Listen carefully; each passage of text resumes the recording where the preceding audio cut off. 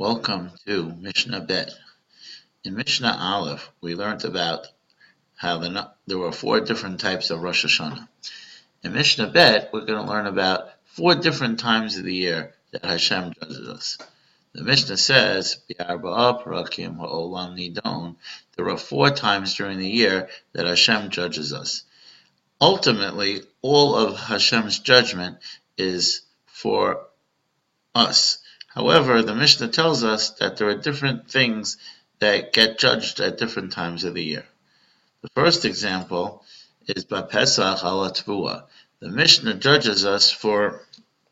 Hashem judges us on the grains that will grow during the year to make sure that we'll have enough grain.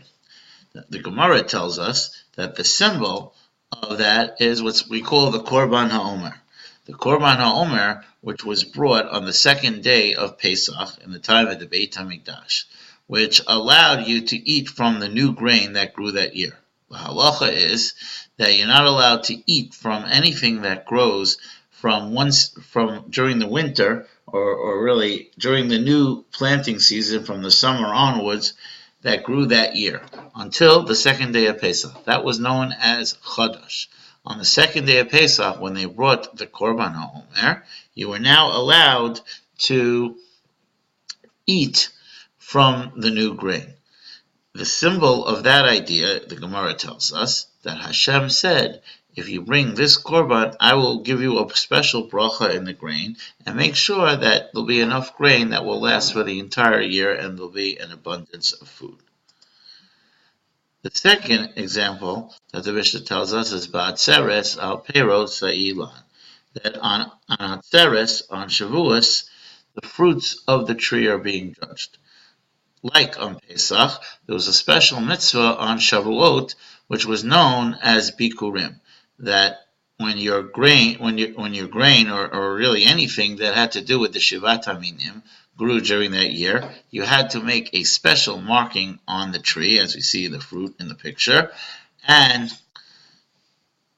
that had to be brought to the Beit HaMikdash. Again, that was the symbol of Hashem's judgment. If a person fulfilled the mitzvah of Bikurim, then Hashem promises that there'll be a special bracha in the fruit of the year.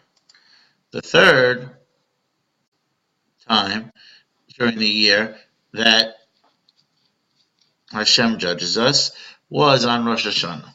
Rosh Hashanah, Kol Ba'ei Olam Ovrim Lefanecha Kivnei Maro. On Rosh Hashanah, we pass in front of Hashem like sheep. Although what's interesting here, although we pass in front of Hashem like sheep, each individual is judged separately. And if a person does tshuva and a person is a tzaddik, or becomes a tzaddik by doing tshuva, Hashem will judge us favorably on Rosh Hashanah. The last time Hashem judges us, uvechag nitonim al hamayim. The last time Hashem judges us is on Rosh Hashanah. On Sukkot. What does Hashem judge us on Sukkot? On the water, meaning, will there be sufficient rainfall during the year? So in the picture here, we see Tfilat Geshem, which was the symbol of Sukkot, and we start saying Mashiv Haruach U'Morida Gashem on Sukkot, and we make sure that we have enough water during the year.